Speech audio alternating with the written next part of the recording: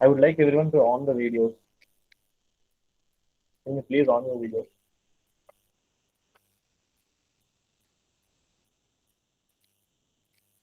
Yeah. So to introduce myself P. N. Adi. So this session is we are handling the session based on US taxation and accounting. Last two sessions, I'm sure many of you attended. We have taken on campus placement, and one is on campus placement, second is on fund accounting and investment banking. And we have saw good response from our audience. And many people requested to give awareness on Big 4 and global funds and Indian funds. Past 5 years, if you can see, as a CA fresher, many people would aware that they may be getting into Indian accounting or Big 4 India corporate accounting or auditing, but now the trend has changed. More likely, the US taxation, accounting, and auditing, these roles are growing more popular than Big 4 India. But people are so curious and confused, in choosing whether to go for Indian accounting or for US accounting or offshore accounting. And if they go to offshore accounting, what are the opportunities? For example, if they work in 1 year in US company, what if they quit and job? Will there be enough opportunities for them? Will they can be fixed to Indian corporate? So this is a major confusion. Even I have this confusion. So we took this chance and opportunity, to give you guidance from expert speakers to choose whether career in Big 4 India or global. If you choose in Big 4 global, and what are your career opportunities? How you can excel in future, like working in 2 years in Big 4 global. How can you shift your career and what are the packages? So to give guidance from at this point in time to you all, I invited eminent speaker and expert who has worked 2 decades of experience in Big 4, and he started his own practice.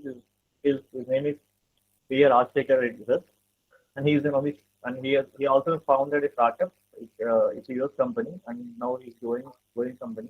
And I would like to invite him to take up the session. Hello, sir. Hi, Nani. Yeah, good morning. Good morning. Good morning, everyone. Hear from you about this topic. Good morning. Yeah, I think some people are putting a message in the chat saying the voice is not clear. Is it clear now? Clear. Yes, sir. Your voice is clear. Okay, right. Perfect. So most of you are recently qualified chartered accountants?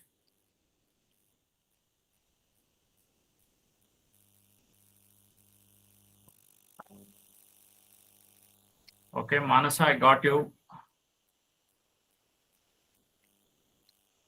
Okay, CA intermediate, semi-qualified. Good. So we have a good mixture of all people. That's really good. Yeah. So just before we start this meeting, so I just wanted to introduce myself first, and then I will just speak about what is the difference between a Big 4 Indian firms and Big 4 global delivery centers. And then I would speak more about the global delivery centers because they are, the carriers are really coming up very well in those segments. And finally, I would speak for some time on what are the ingredients that you require to have a successful career, either in a corporate world or in practice. And then for about 45 minutes to 1 hour, we will have a Q&A session only, because I don't want to lecture here, because you would have already gone through a lot of lectures. So is that okay?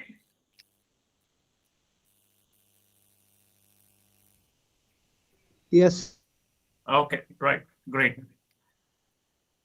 So my name is Rajshekar Reddy Edla. I'm a chartered accountant qualified in 2005.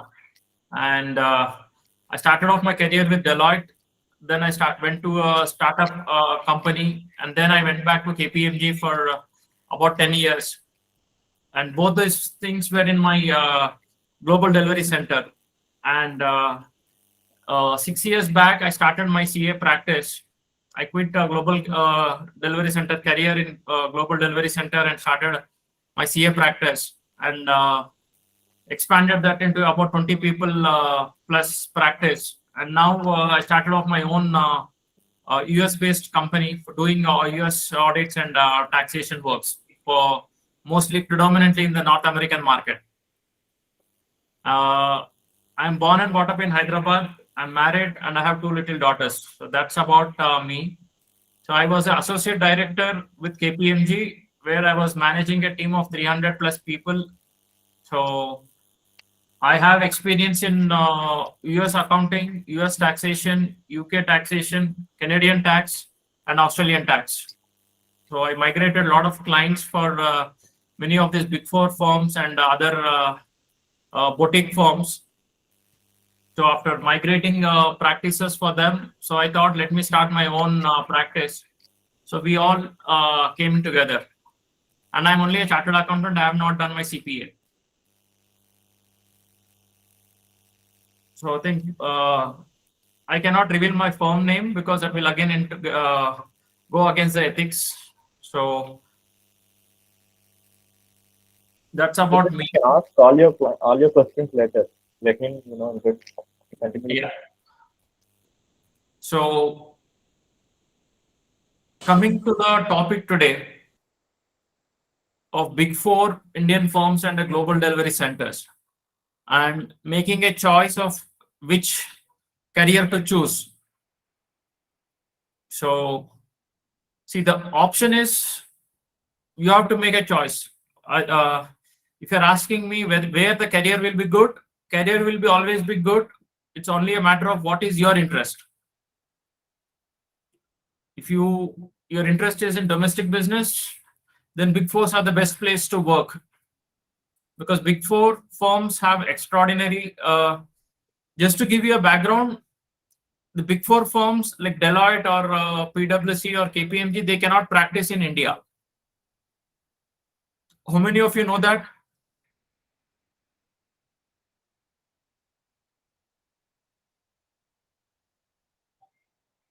So they practice as a brand name. So how this structures, just for KPMG, how it is structured is, it is a Indian firm which got associated with KPMG International. So they go in India with KPMG brand name. So they don't. So when you look at any company's audit report signed by KPMG, it will not be signed by KPMG, but it will be signed by BSR Rao.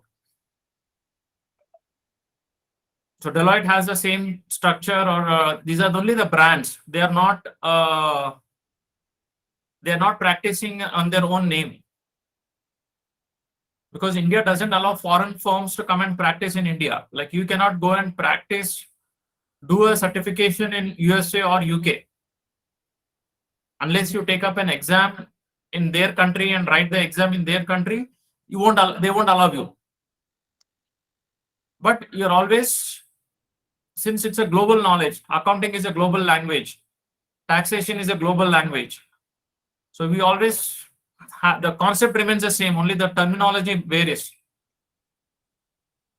So they practice in India in that way. And when it comes to the global delivery centers, they have set up their own global delivery centers, which practice, support their practices in US and predominantly US market, and the UK and Canada is also there, and even in Australian Big 4 firms are also using the capability centers in India, right? So why you should go for a Big 4 firm, not a small firm? Why there is that craze to join Big 4 firms for India? So let's look at Indian firms. People always want to work for a Big 4, EY or PwC or KPMG. The reason is they get to handle bigger clients, and also the process they follow in audit or in taxation, in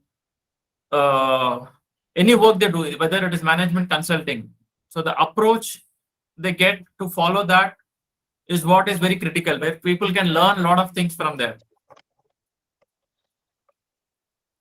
I have seen personally people who have been doing articleship in Big 4 firms. They travel a lot even during articleship, and they don't get time to attend classes, but they still clear their exams in first attempt. Not because those people are more talented than you. If you look at talent wise, you people are more talented who is not a person who works in the normal firms. But the person who is working in Big Four has a better mindset, is more committed, and discipline gets developed as part of their articleship.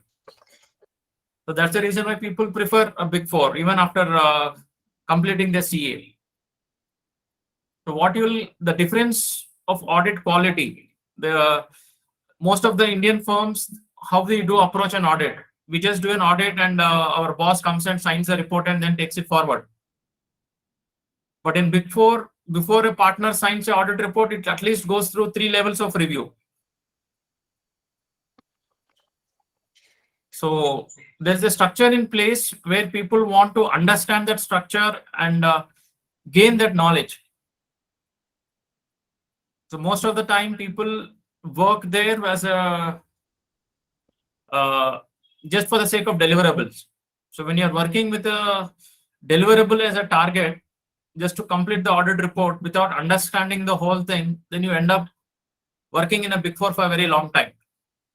But when you understand the overall business and how the process works and how the client gets approached, how do you do the client servicing? So that's where you will understand the whole game. So that's the advantage that you'll have when you go to Big Four. The other side of the Big Four carriers is the pressure, because they always work in a high pressure zone. Lack of work-life balance, because you'll be more working on a client deliverables on an urgent basis. So it's most of the times, so there is always a joke which says that the Big Four means you work 4 hours extra every day. So that's a thing with the Big Four Indian side and the domestic business. And the other aspect of you is it will help you develop those specialized skills. Like you get specialized in taxation or GST, and you focus on the specialization and they make you master. That's a good advantage of being with the Big Four firms. And coming to global delivery centers.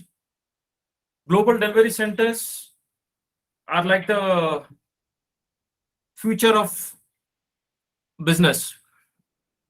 Just to give you a context, why a global delivery center comes into India.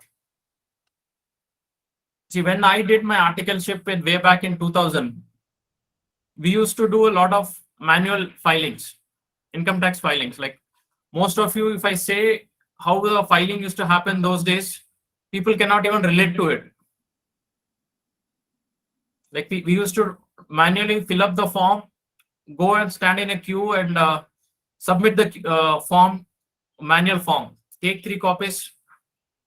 1 copy, the department will take it. 2 copies, they'll put the acknowledgement number and give it back to you. So 1 copy goes to your office records, and other copy goes to the client. So that's how we used to work 20 years back. And 20 years forward, right now, we do most of it. We don't even visit a department unless we get a notice. And even the notice now has gone faceless. So mostly you work from your office and just sit at your office, and then you update your income tax records. So that's a complete shift in which the way of doing business has changed in the last 20 years. Precisely because in 2000, our economy was not even $1 trillion. It was around $700 billion economy. And right now we are at 3.5 trillion. That's what is expected to be by March 23. We are expected to be a $3.5 trillion economy. And does anybody know what is the economic size of USA?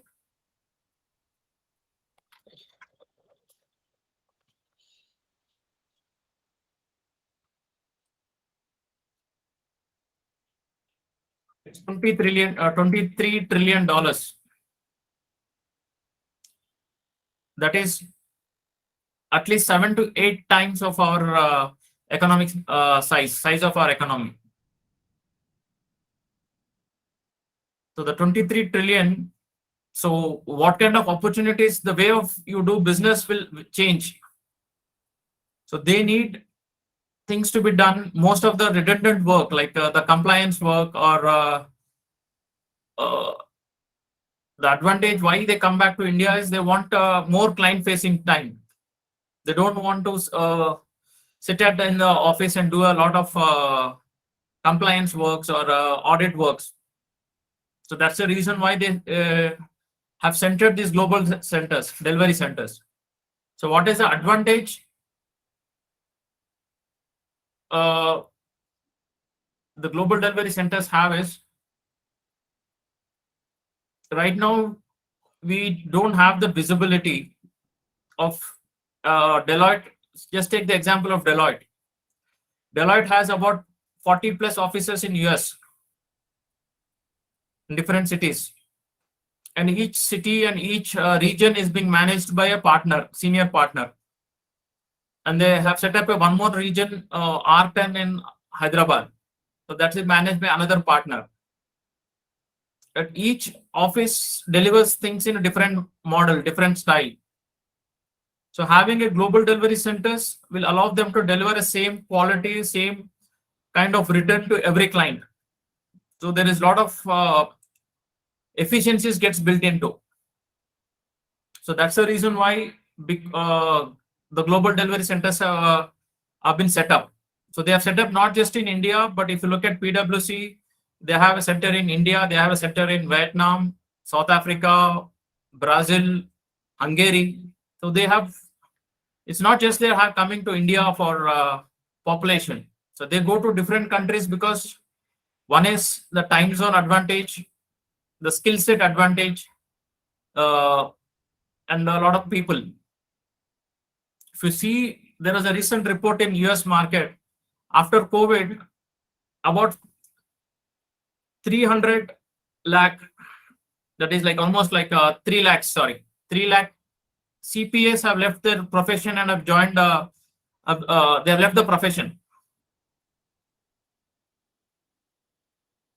So 3 lakh accountants leaving a profession is as good as like our whole CA firm ICA membership is around 3 lakhs. So there, the 3 lakh people have said they are not doing this accounting job. And the firms need accountants to do the work. So they visualized this situation would be coming in. So that's the reason why they set up this global delivery centers 20 years back. So that's the reason why global delivery centers are set up. But what are the advantages that you will get in working in such centers? Just to tell you my experience of working in global delivery centers. You are always working 5 to 10 years ahead of where the Indian domestic business is. Most of the people right now, there's a misconception going on in the market. I don't know how strong is that, but when I started my career in 2005 and 6 in the global delivery centers, people used to say it is they are not the big fours. They are not the in thing. The in thing is you go to Indian big four. But I made a choice to work with global delivery centers. And precisely what I understood was these global delivery centers are at least 10 to 15 years ahead of our time.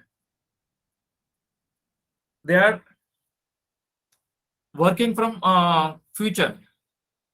So just to give an example, in 2006 and 7, when I started working with on US taxation, we were doing e-filing. In 2007, e-filing was not a known concept in India. How e-filing will be done, we have seen I have seen in 2006. Whereas in India, we started doing e-filing returns only from 2012 and 13 onwards. And still, we do a lot of paper filing where we use a digital signature. If the digital signature is not there or the return is not acknowledged, we sign and send a copy. But US was there already 15 years back. They were doing 100% e-filing, except for few state returns. Everything goes e-filing. So if you're working in a global delivery centers, you get to see the world, how a US market is operating, sitting in India.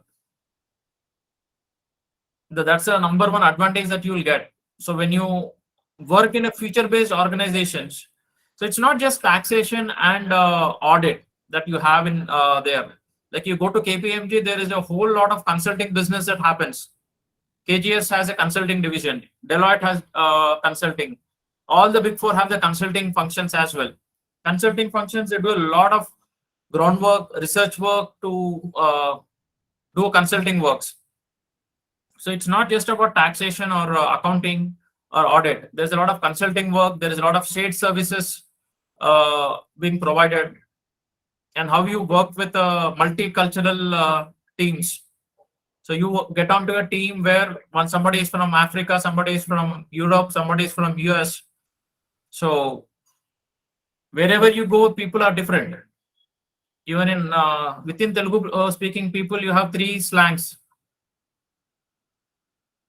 So even you go to UK, there are like 6 to 7 slangs people speak. Some person from a south of England cannot understand Scotland English. So we think it's English is one language and it is one. It's the same everywhere. So it's not. So you get to understand the multicultural people, and each culture has a different mindset. The people take it differently. So that's a big advantage that you'll get when you work with the global delivery centers, because at such a young age, getting exposed to that. Like most of the time when you travel only to US, you'll get exposed to that kind of a culture.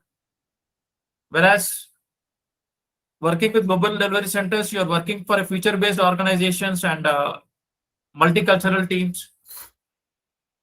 And that will really help you in enhancing your perception about your profession. So the whole thing about global delivery centers is you are owning up your piece and making it work. So most of the time, people we all come from a small CA firm background. So we always look at if some client has come in, so we look at taking up the whole return and completing it. Whereas if you look at the process, how other things are structured, so they just do one part of it. They do only one schedule. They train people only in doing in one schedule, and you become master of schedule M1. You do only the form. You do only the itemized deduction. So that's how you'll be working on that. And coming to audit side of global delivery centers, it's again an amazing opportunity for you people, because most of the Indian firms don't rely on documentation, audit documentation, even though we study as part of our accounting standards and audit standards what kind of documentation is required. But practically, when it comes to on the court delivery, we don't do that kind of documentation. And that is the reason why, as a CA profession, you can't charge those kind of fees to people. The difference why a Big Four charges such a huge fees compared to other small CA firms in India is we don't do the documentation. Like if you look at audit practice right now, so small rental associations, people prepare about 90 work papers only for that small association audit. Can we imagine somebody doing that in India before forming an opinion, and that going through a 3 level of reviews, and then finally the audit partner issuing a audit report? Because it's something which you are never exposed to. But when you're working on those audits and in the global delivery centers, you get exposed to those kind of things which will help you learn. And so that it's like, if you want to put it in one line, what is the difference?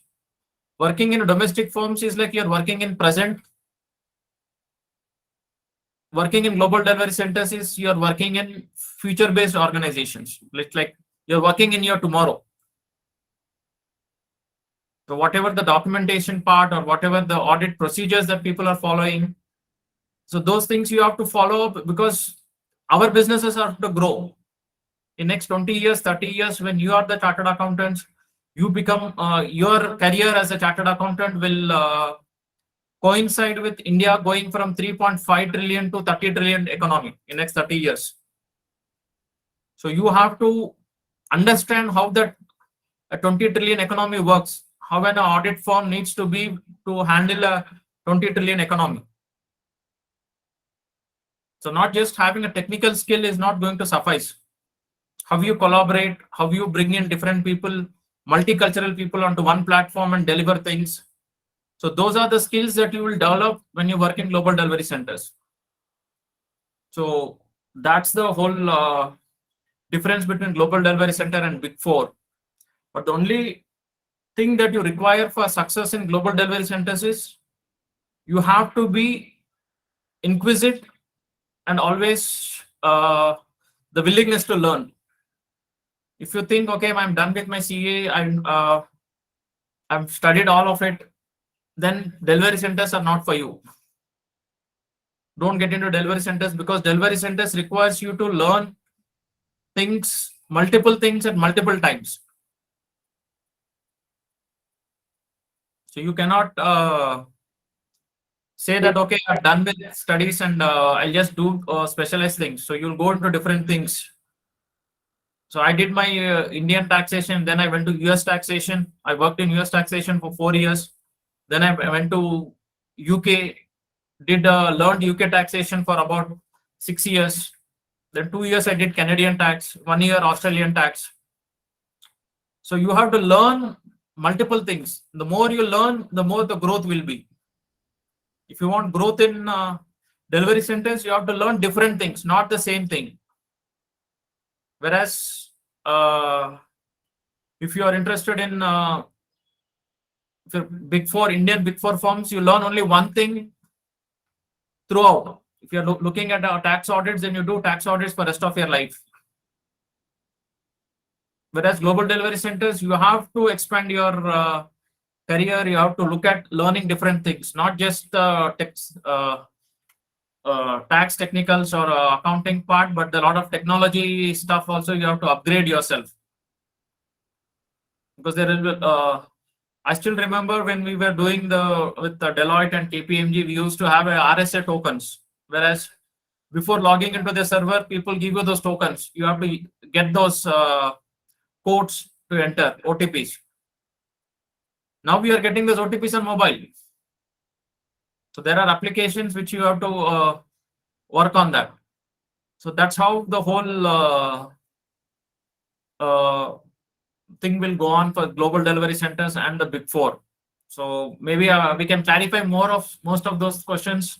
If you have any questions, I will let you go for when we have a Q&A session in next 15 minutes. We can ask your questions. I can clarify them.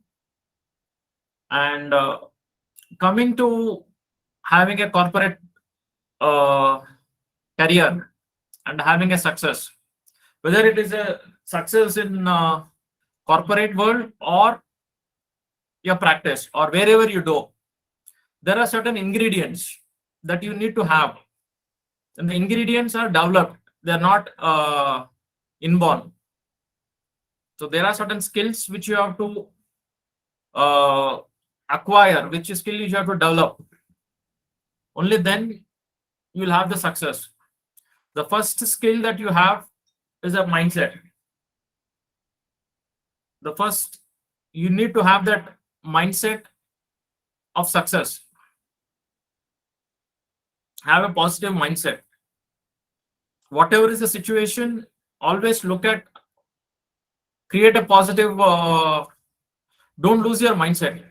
First, create a positive mindset, create your environment in such a fashion that positiveness is always there with you, and then approach the world.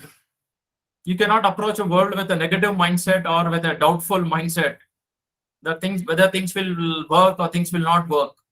Things will always work because you make it work.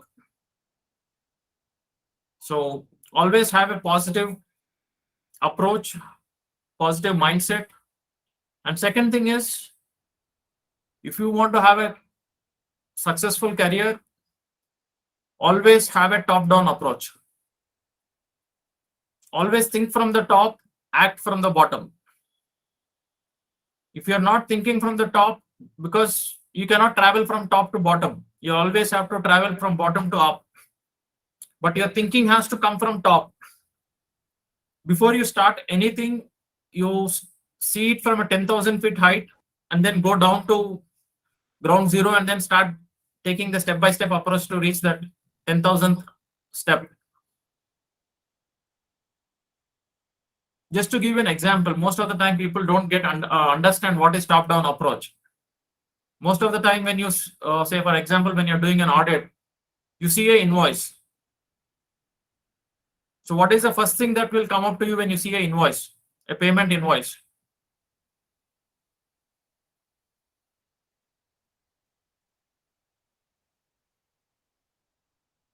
We just see it's an expenditure, right? So when you see it as an expenditure, you don't you have to look at what will be the impact on the bottom line. What will be the impact on a dividend? If this expenditure is more, how it is going to impact the dividend to the shareholder? What will be the impact on the balance sheet? Where will this impact on the trial balance? And then pass the entry. Just don't, looking at the invoice, just don't go and rush to pass the entry. Because most of the time, 99% of the time, people do that. And that's the reason why they take long time to have a success in career. So before you do anything, any job, look at where all it, how this is going to impact you, how it is going to impact the company, how it is going to impact the shareholders, how it is impacting the management. Think from there and then act. Whether you do a bank audit or you do any audit or any tax return or anything, always look at from there. So even when you're studying as some of you are still pursuing CA course, always look at why the provision has been come. Don't look just at what the provision says. Provision says, okay, you have to give this much percentage of depreciation.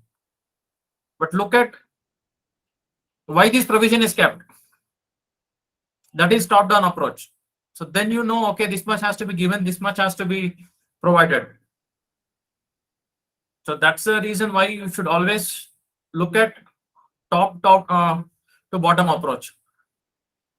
I give a very simple example. Like in my articleship days, there was this one person who was doing this vouching, and it was a rental vouch,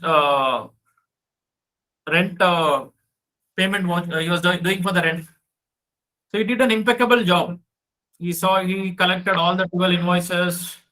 Everything he has done, whether it has been approved properly, whether the right approvals are there, signed signatures were there, whether it is in the right time, whether it pertains to the right period, everything he has done. So when I went and saw that, my first question was, what is this rent paid for? And he didn't have an answer. So doing all the groundwork without understanding how it is getting impacted is not going to take you anywhere. So always have a top-down approach in your career, which will make you grow faster in your life. And another thing, the third thing which I always tell people is, first invest in your immediately after your qualification or after completion of your articleship. The next 2 to 3 years, you invest on yourself to understand what is your work ethic. Design your work ethic, design your approach, design your mindset. Define yourself. What will you stand for? What will be your work ethic will be? What will be your approach will be? What are the things that you will do and what are the things you won't do when it comes to a corporate world? So once you define them, that is what will define your career success for rest of your life. Most of the time, people, once they pass CA, they just look at the package. They just look at the profile. For some people just look at the company name or a brand. But those are not the things to be looked at. It doesn't matter where you start working. What matters is first 2 to 3 years, you have to lay the foundation, because for the rest of your life, you are going to be a chartered accountant. You are not going to be a chartered accountant for 2 years and then become something else. The rest of your life, you'll be a chartered accountant, and you have to put in that effort to define who you will be and what you will stand for. Only when you do that, you will have the opportunity to grow faster. So as long as you do these 3 things and follow those 3 things, then definitely you will have a great success in your career.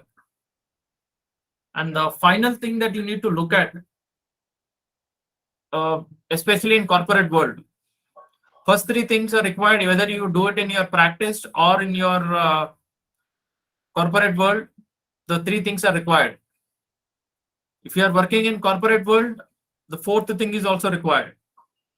What's the 4th thing? The 4th thing is make your boss always win the game. Don't compete with your boss. See, it's gone are the days where your boss has to get promoted, only then you will get promoted.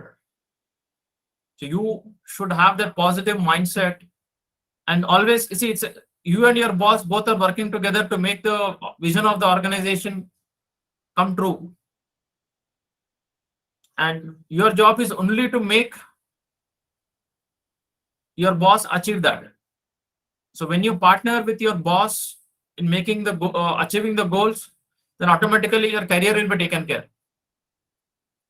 Don't compete with your boss, but complement your boss. So when you approach with that, then obviously you will have an extraordinary career in your in the corporate world. So I think that's a point from career perspective and from Big 4 and other things. So we have about now 50 minutes. So I just want to open up for questions so people can ask any of their questions. So I just want to make this session more interactive rather than doing it. Yeah, thank you so much, sir. That was very insightful and so granular. So we'll go for the Q&A session. So guys, you can post your questions in the chat box so that the sir can answer that.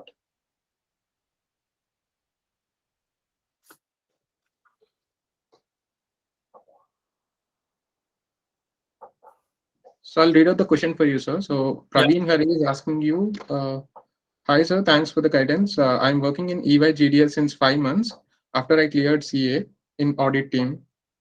Okay. And I'm planning to move to Indian Big 4. Is it possible, sir? And is it good? See, it is all possible, but why you want to move?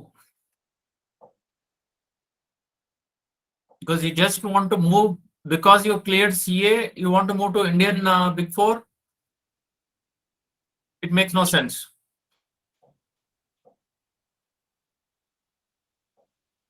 Okay. Praveen, if you want to ask anything, if you want to add up anything, you can say. Yeah, I think he's asking for exposure in Indian companies. Yes. Fine. Other than Looking at building the exposure in Indian companies, you can always make a move. Only thing is you have to go speak to your director or a partner in your service line and request them, like enroll them to why you need and what you can contribute there. More, what value addition can you bring in? Rather than working for GDC, what value addition you can bring to EY India? If you are clear on that, go and enroll them. Don't go and speak to your partner saying that I want this. He will not give you. If you want it, it is not your father or mother, right, to give you what you want. He will give you when you see what value addition you can give to the company. Right, Praveen? yeah, that sorts his question. So We have another question from CA Sai Nandini. Can you please elaborate about the work culture, pros and cons of each Big Fours? Each Big Fours, she's in particular. Okay. See, Big Fours, for Deloitte, I always had a great respect because they take care of their employees very well. So that's a big thumbs up from because I have experienced that myself. So when it comes to work, pressure will always be there with all the Big Fours. You cannot avoid that. It's only thing a matter of how you will handle that. How will you enhance your ability to manage more pressure is what you have to develop. You cannot avoid pressure or stressful situations in job, especially with either at Big Four global or Indian this thing. And PwC has an amazing culture as well. So most of these things, especially the Big Four thing, what you need to understand is they have an extraordinary and world-class performance management systems.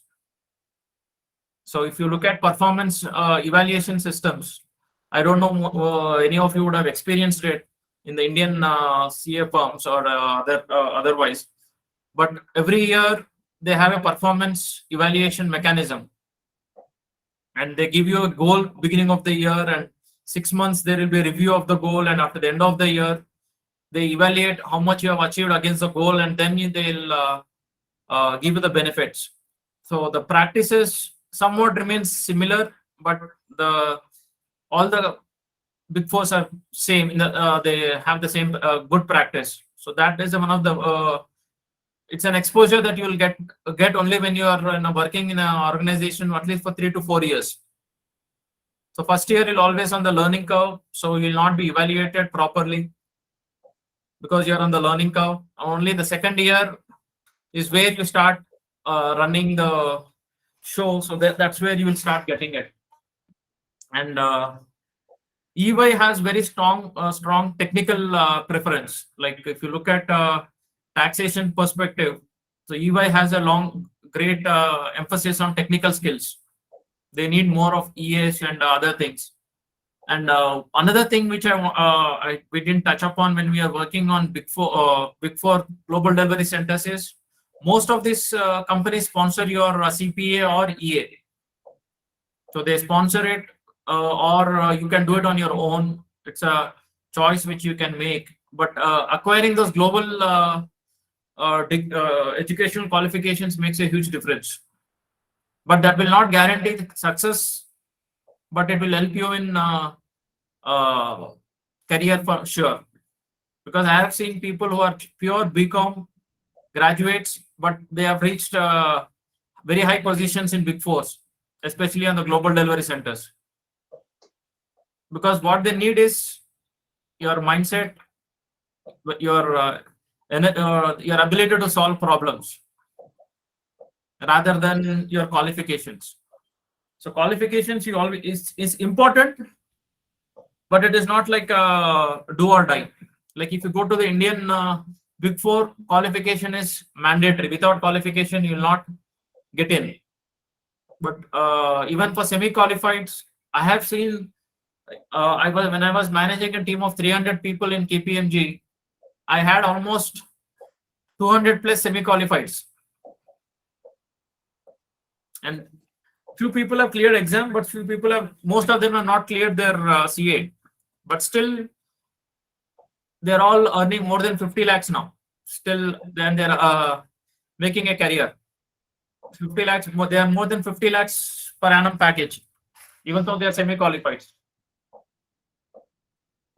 The only thing is you have to stay for longer durations. People have spent 10 years, 12 years with global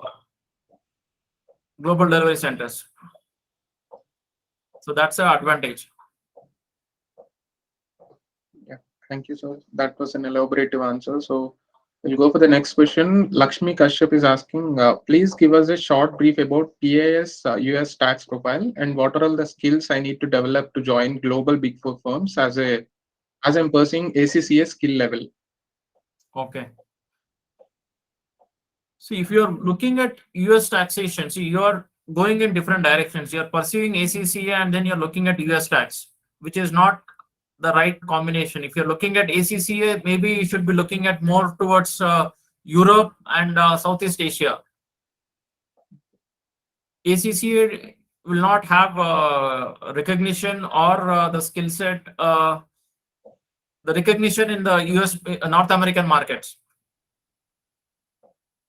So if you're looking at US taxation, then I would suggest you look at UK tax or Singapore, even to an extent Australian tax, but not the US tax. That will not going to create help you, because ACCA is a very good course. I think there are about 12 papers in it, and you have to put in that effort. It's not like you'll pass easily. It takes time. So that's something which you need to look at. And with regard to US tax profile, that's a hot cake in the market today. US taxation, when we started off 15 years or 16 years back, people always used to question me saying that why you're doing US taxation when you're a chartered accountant. So my approach was, you're learning something new, so better learn it rather than try to do the same thing over and over again. So there are many companies, Lakshmi, where you can join them and they'll train you and then they will guide you, rather than you trying to learn on yourself. So there are small companies, there are big companies. So Deloitte also takes freshers and trains them for 3 months. So even we have a profile for US taxations open, and we also take people and freshers and train them. So as I said, your inquisitiveness is very critical. You have to have the willingness to learn, because US taxation is very vast. They have more than 9,000 sections in their income tax code. So it is much more complex and bigger than Indian taxation. So only thing is you have to make a choice and then work there, because you have to make the choice first, whether ACCA and US taxation are not the right combination. Okay, so Lakshmi, you have to look into your choices, I guess. So we'll move to the next question. Harish is having a question. How much package can we approximately expect if we work in GDS for 5 years? Sorry, I didn't get the question. How much package can we get approximately if we were in GDS for 5 years? Again, depends upon whether you are in tax or in audit, which tax you are working on. And see, Big4's, any global delivery centers will pay you good salaries, no doubt about it. What matters, what happens is, once you start your journey, your first salary is what matters. But the thing is, how much will be a performance be? Like, as I said, there is a performance evaluation system with these global delivery centers, and it is a world-class performance evaluation system. So how will you perform in those 4 years, and how will you get evaluated makes a huge difference in where you end up. But on average, in whatever salary you start off with, so compounded growth rate will be around 10 to 15% per annum. For sure, you'll have. Great, sir. So we have another question. Siva is asking us, I am a CA. How can I work in US or UK taxation in global Big 4 if I don't have any prior experience? So a lot of people keep asking this question. So See, if you are a CA, don't expect that somebody will take you as an assistant manager or a senior associate. If you are, if you're a CA, still you have to start your career as an associate. Don't compare yourself with a BCom graduate, because most of the Big 4s take graduates and train them on their programs. So join this centers as associate, but only thing is, you being a chartered accountant, you'll grow faster. If a graduate is taking 5 years to become an assistant manager, you can become an assistant manager in 3 years, because you have that skill set. Only thing is, you have to complement your skill set with your mindset, and then you can grow faster. Most of the times people think, okay, I'm a chartered accountant, so I cannot go down and sit along with a graduate and learn. If you have to let go of that. So most of the companies, people want to join as an assistant manager or as a reviewer. So at least first 2 years you have to prepare the return. Only then you'll understand how to review the return.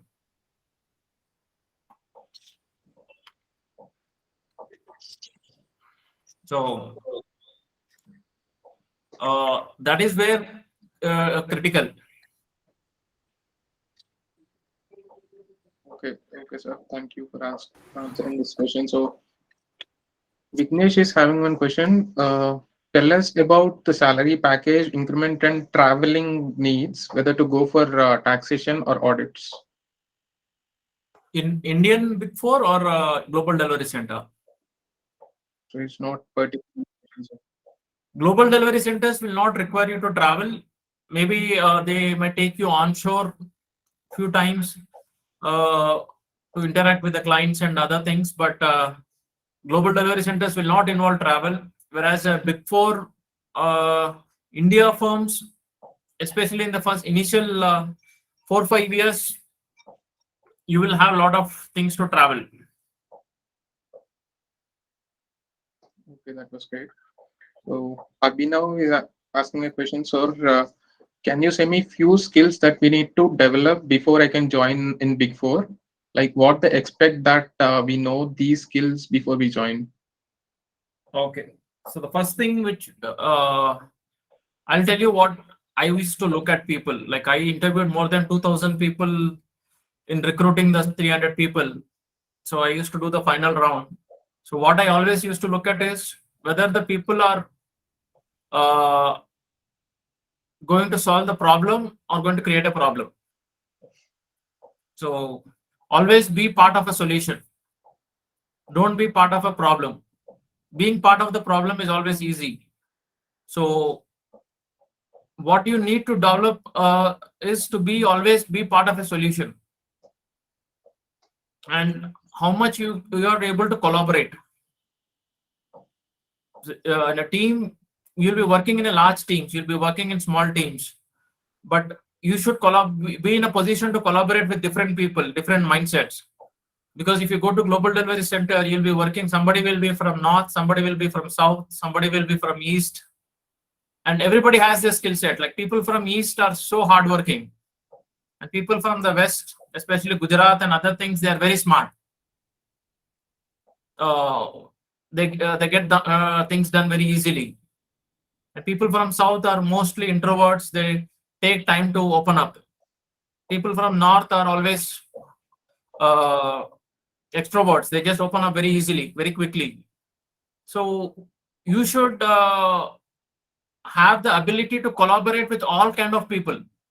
You cannot say I can't work with these kind of people. So you have to be collaborative. You have to understand, be part of the solution, and whether you have a positive energy. Like people want you walk into office in the morning with a certain level of energy, and they look at whether he can walk away at the end of the day also with the same level of energy. So that is where the factors that you need to develop.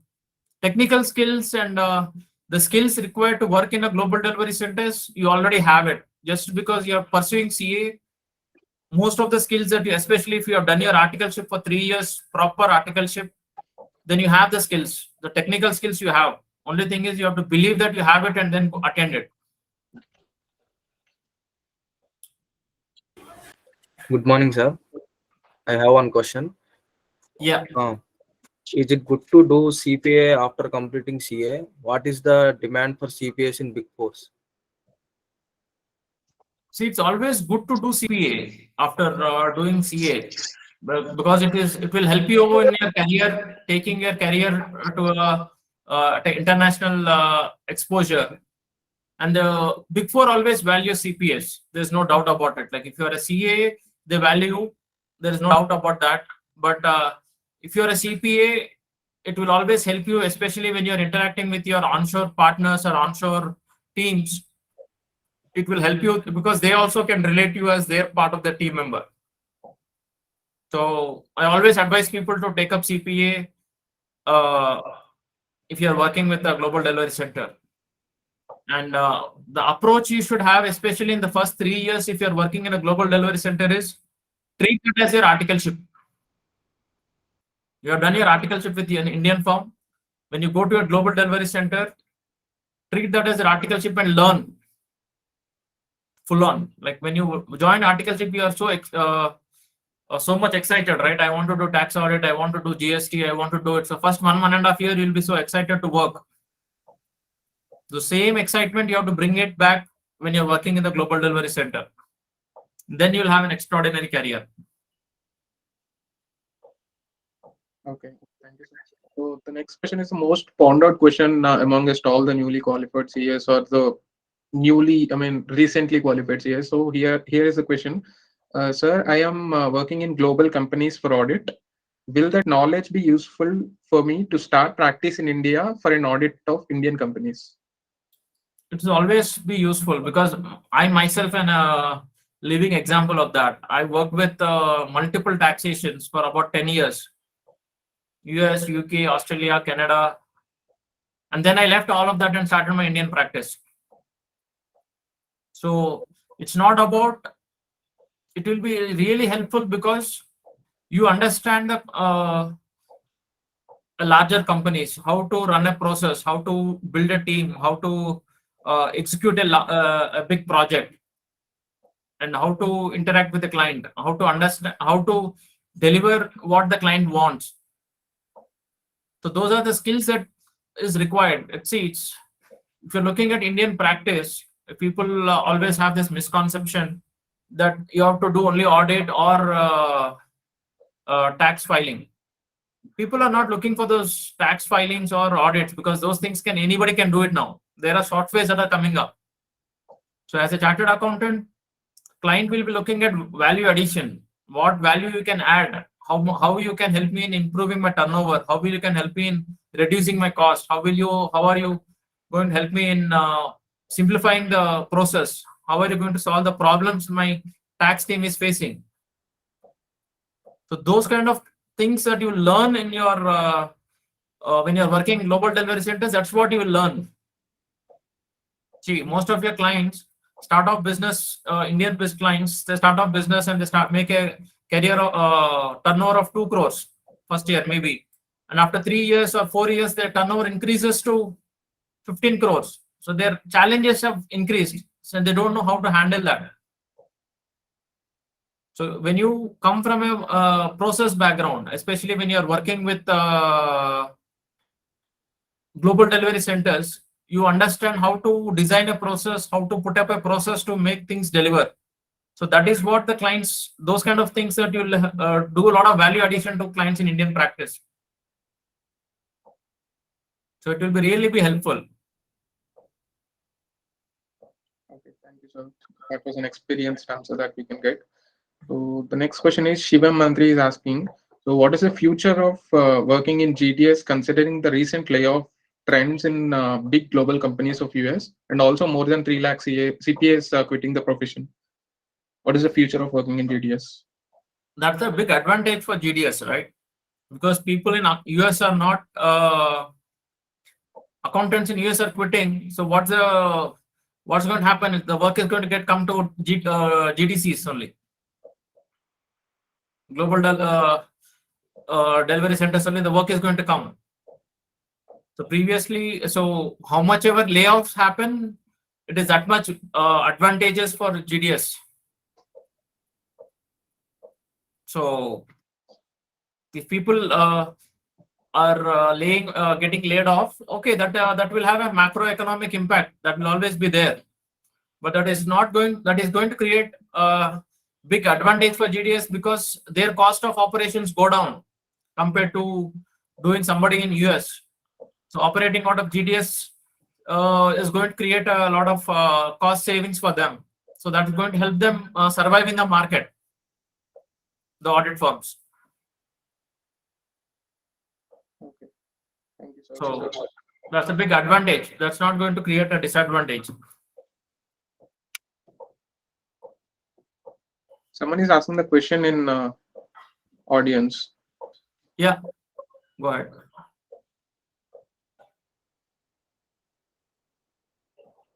Okay.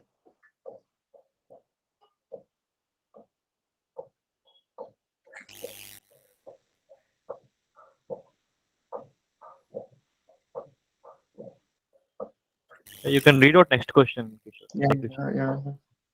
I'm just looking in the chat box. So next question is by Sai Krishna. I think the client interaction is one where we can get a great exposure in Big Four. So how the client interaction will be in global Big Four? See, global Big Four client interaction will happen not immediately, but what the advantage will have is you will be first interacting with your US counterparts. So you will be interacting with your US staff. So the most of the Big Fours operate as a team extension model where somebody in New York, partner sitting in New York requires 10 people, and 6 people are working from New York office and 4 people are working from India office. So they treat it that way and they build the team. So client interaction will happen only after 4 or 5 years of your practice of you working in the global delivery centers, and if you once you understand the nuances of the client, of the industry and things, then they can give you the opportunity. But interacting with the US onshore people in the first initial years is a huge thing for when you work with the global delivery centers.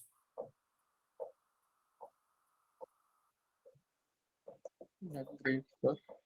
I hope that answers your question, Sai Krishna. So here we have another important question. So a lot of people keep asking us this question actually. So when the people are getting interviewed, they'll face this one question. So why particular? Why if suppose the interviewer is Deloitte, so they'll ask why Deloitte? Why not other three in Big Four? So how can we face this question? How can we answer this? And how can we, impress the interviewer with a genuine answer? See, you can answer that question when you do a research on that organization before you go to for the interview. Most of the times when you go for an interview, so as a interviewer, when he's asking that question, he's testing how much you have researched about the company. So if you, most of the time we just research, then we see the name of the company or from how it is formed and other things, but you don't go to a website like Glassdoor and see the review of the employees. What is the work culture? And so when you do the whole examination of the preparation about the company, right? You know about the company, what is the work culture, what are the good and bad about the company. Definitely, you cannot speak about what's bad about the company with the interviewer, but whatever is good about that company, you should be able to speak. So that is what they are looking at. So if you look at Deloitte, Deloitte places a very high emphasis on women employees. So if a woman is attending an interview, then that can be a point. So if you know that only when you do a research on that company. If you go to KPMG or at EY, they do a lot of emphasis on technical knowledge. KPMG looks at all-round development.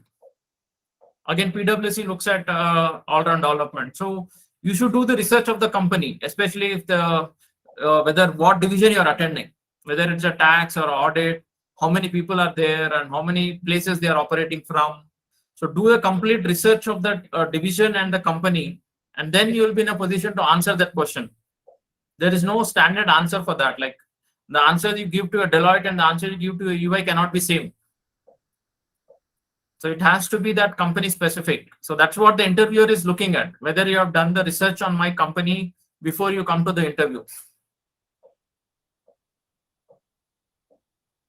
Yeah, that cleared most of the questions in the chat box. So we'll go for the next question, sir. So Pragya is asking us, I have an Indian taxation knowledge from the experience, but not the US taxation.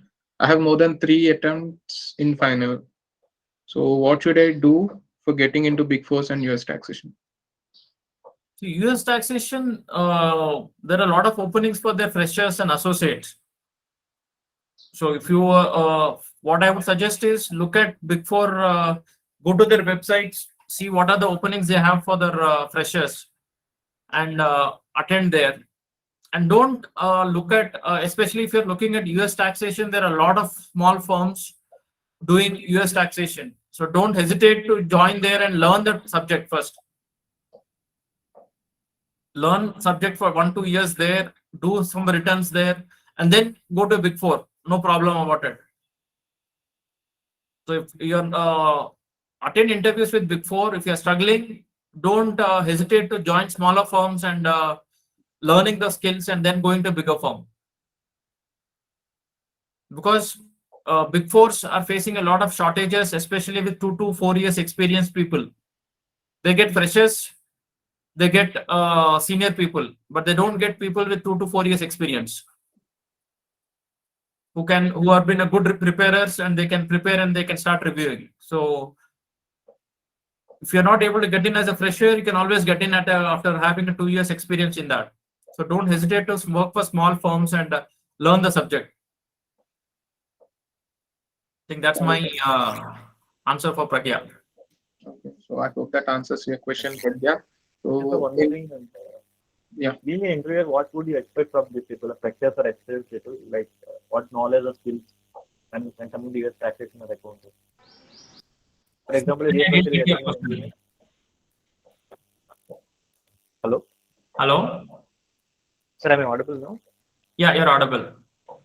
So my question is, being an interviewer, like when some person comes for interview, like what knowledge or skills expected from them, like a fresher or experienced people to be in US taxation, accounting, or auditing? Okay. See, the first thing, if anybody, especially you're a fresher and you're not having an exposure in US taxation and you're attending an interview, the first and foremost thing a person will look at is your learnability. If you have that high learnability factor, then people can take that. Because I recruited the 300 people whom I recruited were all freshers to taxation, US taxation or UK taxation. The only thing I always check for people is whether they have the learnability. If I put them a complex adjustment or complex schedule in front of them, whether they will learn it or they will give up. So if I feel they are somebody who can easily give up, then I won't take them, because those requires a lot of consistency and a lot of hard work to understand that. So it's not like a CA exam where if you read it twice and if you feel you're not understanding it, then you let it go, saying that if it comes, I'll leave it in choice. Whereas in practical, there are no choices. You have to fill up that schedule. So learnability factor is the first and foremost thing I look at. And second thing is whether the person will be a team player or not. Especially when you're working in global delivery centers, we need people who complement each other. You cannot be like, I'll do my work and leave. You have to stand up for other people, take the work and complete that work. So being a team player and having a collaborative mindset is the second thing which I always look at people when before I take them. Because you're a chartered accountant or a semi-qualified chartered accountant, and it is very easy to train you because you already have gone through the process. But whether you have that ability to learn or not is what I always used to look at. So if you can convince the interviewer about your learning abilities, see, US taxation, you don't know anything about it. So if somebody is asking a fresher about US taxation, then there's something very wrong. But if you have to convince him about your learnability factor, so that is something. These two factors plays a very crucial role. So you have to look at what you put in your resume, because most of the time the questions flow from what you put in your resume. Sometimes people just put whatever they have not done also as part of the resume, and you get exposed in the interviews, because your resume is what the first thing that interviewer is looking at, and 90% of the times your questions will come from the resume only. So you have to be very clear as to, don't just go and put saying that I have done audits and other things which you have not done, especially if you are done in your domestic business. Only put what you have done in the resume. Be authentic.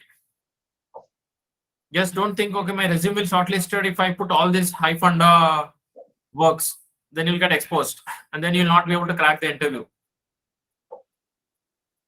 The global delivery centers requires people with the learning skills, learnability. Learnability is a huge thing. And you need to have good computer skills. That's all. It's a must have skill. It's not a good to have. Maybe 10 years back, having a good typing speed or a good skill was a good to have, but now it is a must. You have to be very comfortable with Excel sheets, with your presentations, with your Tableau and other latest tools that are coming up, Power BI. So those are the skills which you need to start using them more. So those will help you in cracking the interview, and also looking at the interviewer is what is going to look at how well versed with your latest technologies. Yeah, thank you. So I think we have got 3 points to keep on our pockets before we prepare for interviews. So we'll go for the next question. So Bhargavi is having a big question for us. So I am Bhargavi. I have completed my graduation in 2022 and discontinued my CA intern. So doing job in Australian compliance part. I want to explore and learn more about the global taxation part further in future. So what courses will make my career better to settle in taxation? So which country's taxation you want to do? Like you said, you are Australian compliance. So you want to make it in Australian tax, or you want to move to US tax, or what is it that you're really looking at? So she's pressed about global taxation in the question. So US taxation is always good, Bhargavi. So you can always attend interviews for freshers. See, most of the Big Fours are now going through agencies, HR agencies, for their fresher recruitment or college placements. So either of these two things they're going through. So for US taxation, either you do doing EA course is always better, because it's a simple four papers thing with more emphasis on taxation.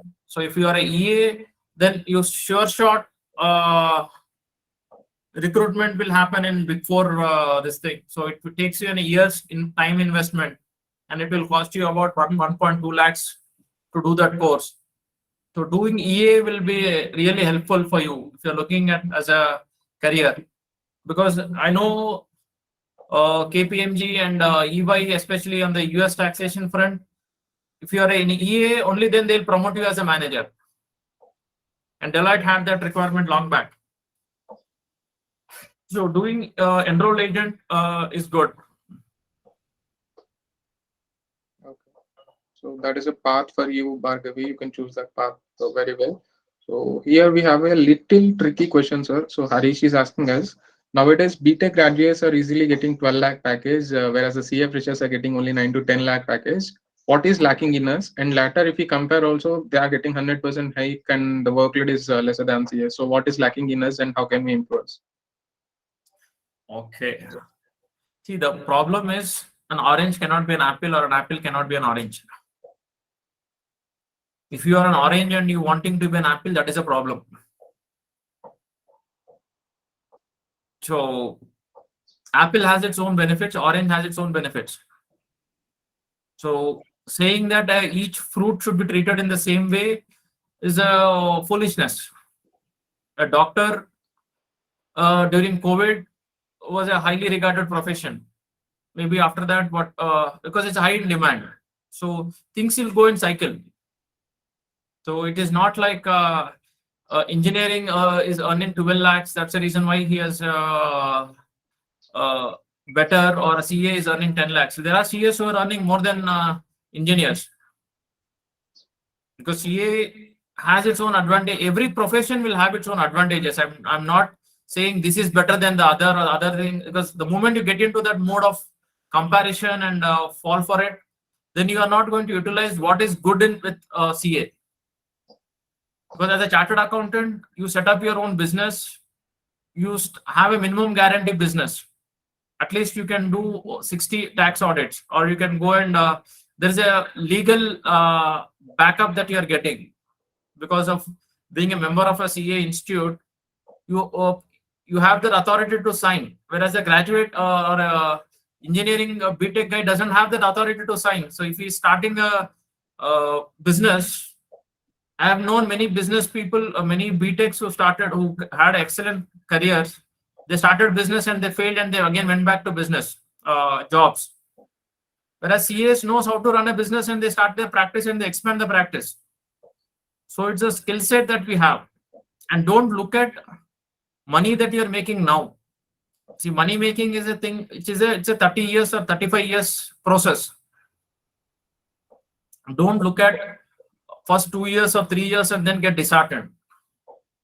You have to make a system, as I said initially. First 3 years, invest on your foundation. So then next 32 years, look at where after 35 years, if you utilize your time and opportunities effectively, definitely will earn more than the other professions. So don't look at short term and don't get discouraged. That was exactly an amazing answer, sir. So even if we keep getting these questions, so I don't know what to answer to all of our followers. So that from now I can answer this question, sir. So yeah, we'll go for the next question. Sai Krishna is asking us if we wanted to shift to Big 4 in UK after some years of experience, whether Indian Big 4 or global Big 4 suits best. Indian Big 4 won't send you to outside. Global centers will always send you, because in my team in KPMG itself, I have about 6 to 7 people who migrated to UK. So it is not just it's opportunity has to come. So most of the people have, I still remember one person who was supposed to join Deloitte, but he was very good. So as a director, I could speak with my UK counterpart, and I said, instead of firm losing such an excellent person. So in that conversation, the director in Birmingham office said, I will take him over. Will he be interested to move to UK? Then when I went and checked with him, he was more than willing. So instead of losing him to Deloitte, I sent him to Birmingham office in UK. And he's still there in UK. It's almost now 10 years. So it's all time and opportunity has to come. So you just cannot go to a global delivery center with the intention that they will transfer you. Obviously, definitely they will transfer you if there is an opportunity. You have to build a case for that. You cannot expect the company to do it, but you build a rapport. Because I have known a person, just to give you an example, I don't want to take the names. I've sent a person on a secondment in KPMG. For 3 months, he was in UK, interacted with them, and he worked out of a particular office and did the work there and came back to India. So there was an specified objective why he was going there, and he accomplished that. He came here. And he made a network of people when he was on a secondment. And when he joined, came back to India, after a year and a half, a person from that particular office moved to PwC. From KPMG, that person moved to PwC, and then PwC, that person recruited this person as the first person for the core team. And that person is right now leading a big division in for PwC. So it is all about networking and how you utilize your connections. So that opportunity will always be there. And another thing which I forgot to speak about global delivery centers is global delivery centers. The opportunity will be very huge when you are working with core teams. Core team or the initial team, like when new work is to be started off. and you get take that opportunity and help the team in migrating and take that work, and that makes a huge difference. Because most of the times people will be skeptical of taking up a new project because they think whether the project might be success or a failure. But my experience tells me, like, whenever a company is there used to be a opportunity to migrate or a new project, I used to jump onto that team, because you make it a team that success and automatically you become the whole team becomes yours. Because UK practice for KPMG, I started off with 10 people. I took those 10 people and went to UK, stayed there for 6 months, learned their taxation system and came back. That was way back in 2007-8. And I grew the team of 10 people into 300 people. Because that became possible only because I was leading that initial team of 10 people. So that makes a huge difference. So if you get an opportunity to work in initial teams, always make a choice to do that. Great, sir. So we have another question from Rama Chamaria. So as my working is in small firms from the last 4 years, but I want to explore into global firms and US accounting or US taxation part. Is it possible? So will that 4 years of experience in our small firms just count to me or not? Small firms, is it a small Indian firms or small US or international firms? Indian firms. 4 years from Indian firms. That will be counted. See, it is all about how you can, what value addition you have done. See, if I am an interviewer and I am looking at your profile, so as a CA semi-qualified, you would have done your articleship and then you are working for 4 years. So what you have learned in those 4 years makes a big difference. So your resume should speak about, apart from articleship, what differently you have done or differently you have worked upon in those 4 years. If you're doing the same work, what you did in your articleship, then it will not make it. Definitely, you have to put in a lot of effort to convince the interviewer. See, interview is always a negotiation table. It is like a negotiation process. The interviewer is having an expectation, and you have to negotiate that expectation. Okay, so definitely, it's how much you believe in yourself makes a big difference, Rama. Not the work. If you feel, okay, I've worked on 4 years, 3 years articleship, 4 years of work, that is 7 years of experience I have, and what skills and what value addition you can bring for an international organization. And if you can convince people, then definitely people will be more than willing to count that experience and take you.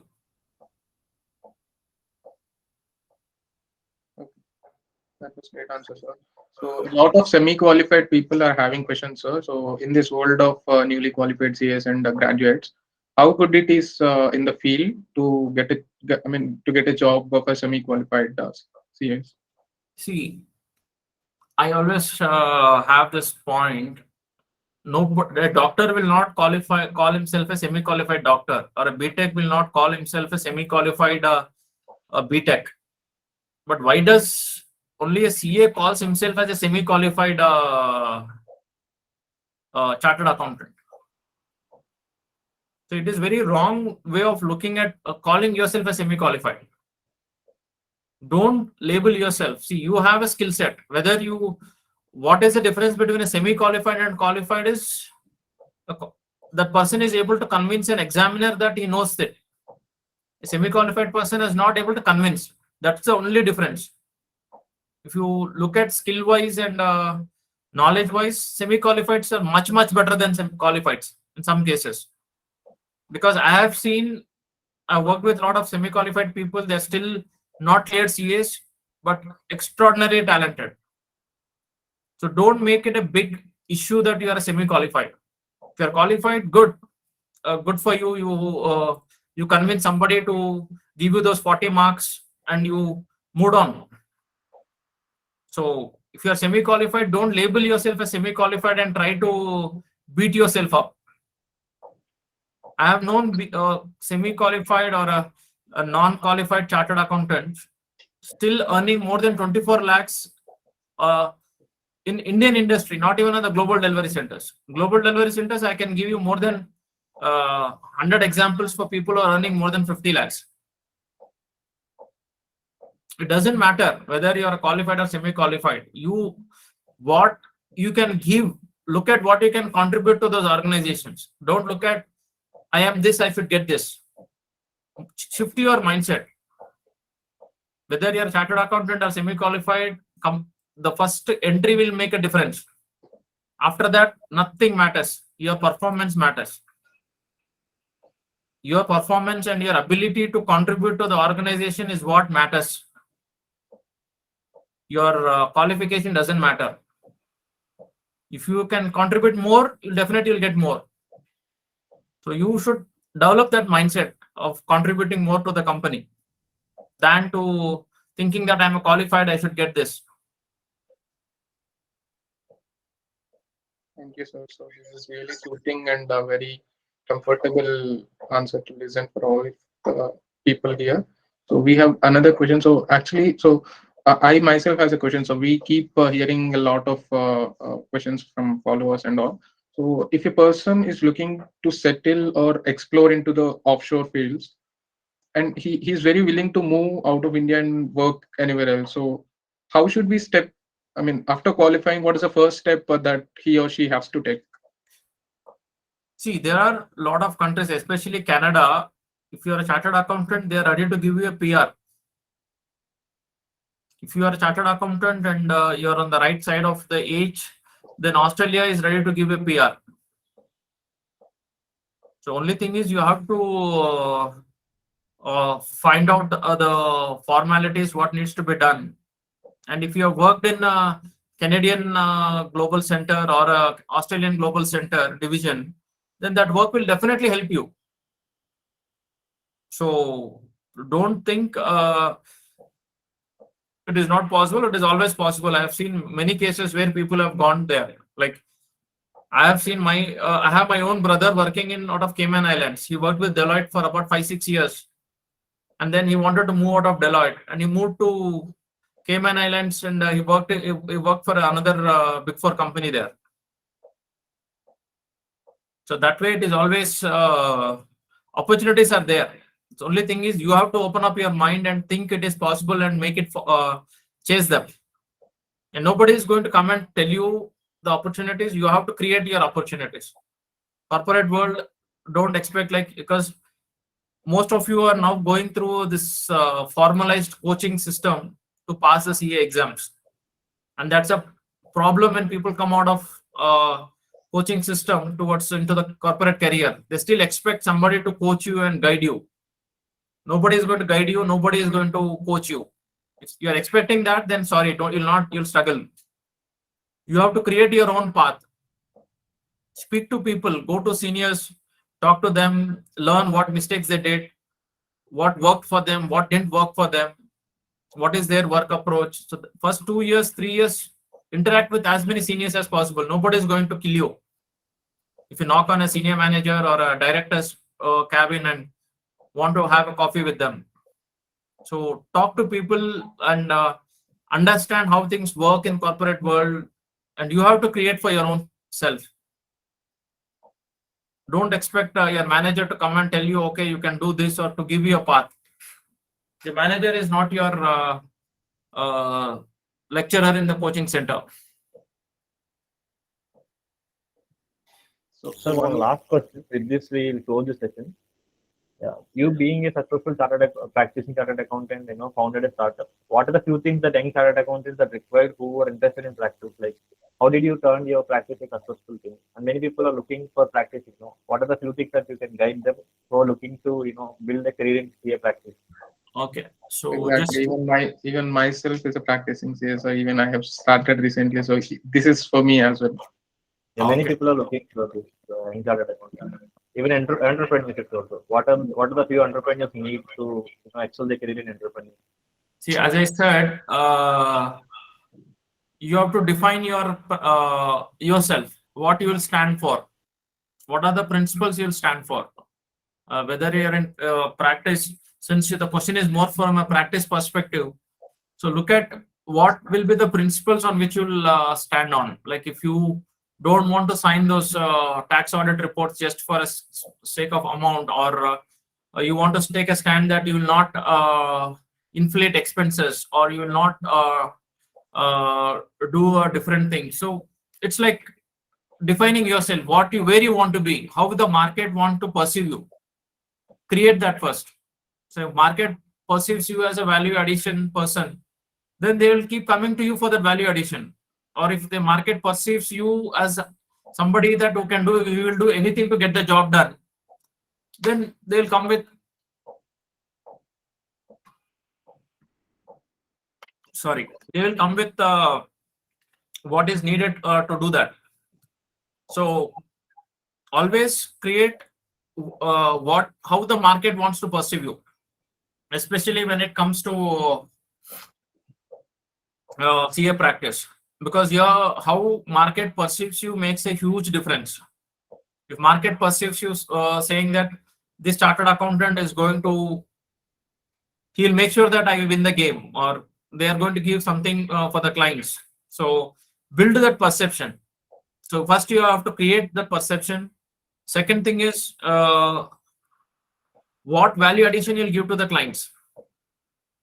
So don't look, most of the time CAs, especially in the practicing people, there is always a conversation that keeps going on saying that the practice is losing charm, or the practice is not remunerative, or the practice is not that good.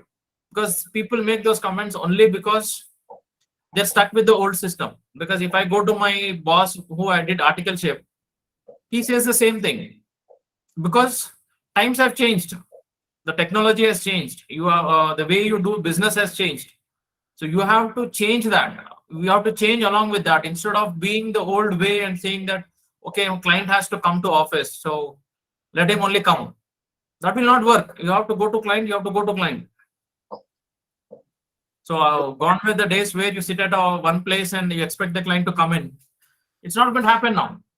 So whether you want to travel, or if a client is more doing an approach of using the Teams applications and technology to have a collaboration, have this technology collaboration. And value addition is crucial. Focus on what value addition you bring to the client. If a client is seeing the value addition that you're bringing in, see, two things when it comes to value addition. First thing is convincing the client what value you are adding, and then you pricing the value addition correctly. If you're adding a value of 1 crore to client's business, then don't price it saying that I'll take only 50,000. Price it 4 lakhs, price it 5 lakhs, and client will be more than willing to pay. So you have to focus on value addition and from two perspectives. How much value I can bring in more to the client, and how much you can charge for that. So have that. And the third thing that you need to have a successful practice is interact with clients. Have more interaction with clients. Keep visiting clients' places. Don't make it a thing like, okay, my staff is visiting, so I can't visit, so it is fine. Don't do that. Keep visiting your clients and interact with them.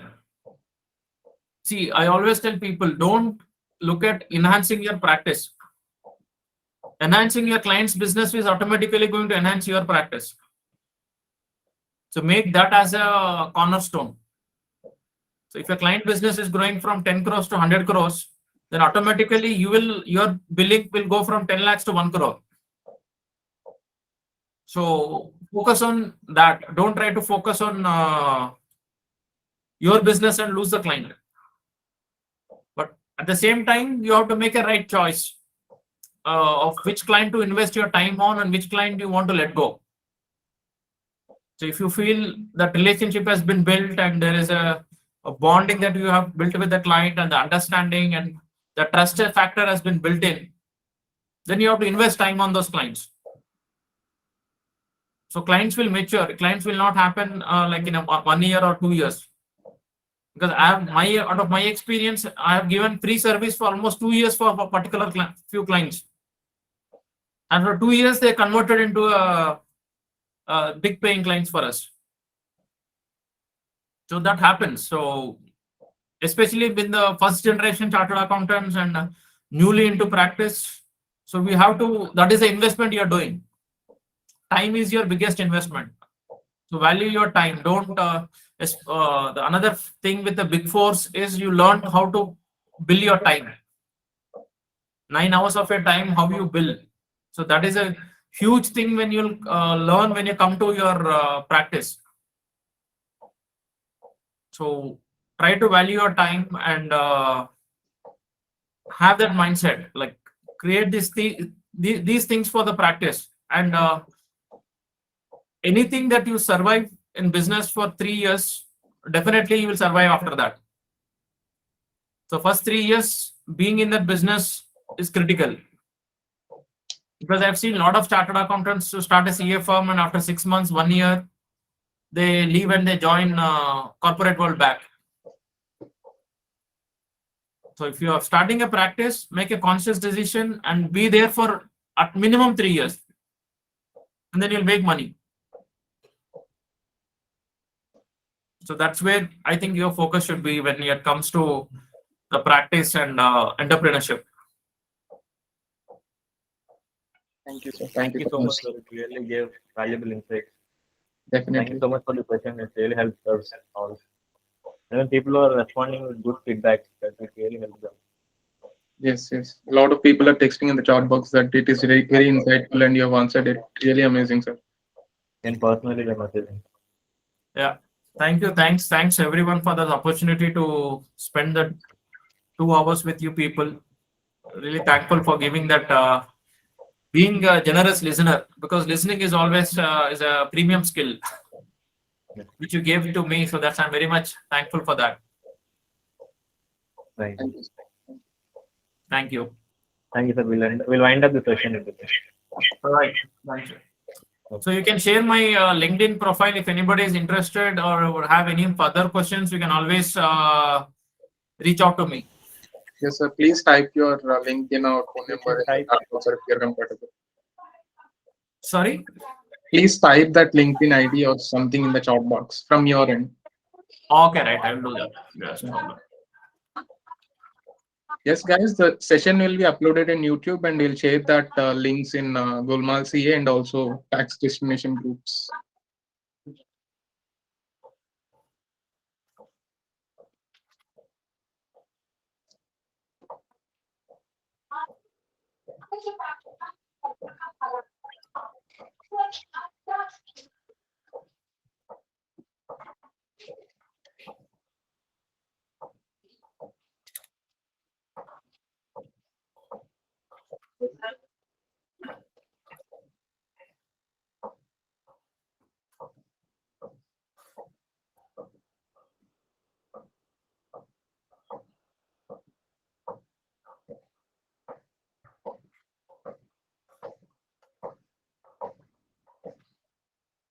I shared my Great, sir. Yeah. We have link. So people can ping me on WhatsApp also if required. I'll be more than helpful to willing to help the people who are having doubts or anything. That will be grateful, sir. You can type that number in chat box as well.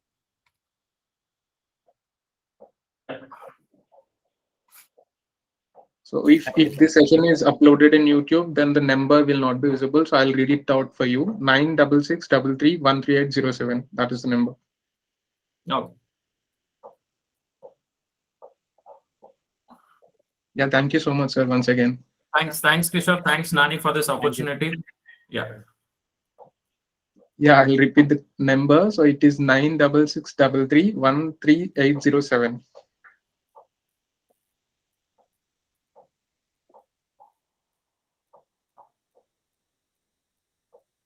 Okay. Okay, so let's wind up. Okay, right. Thank you. It was a great session.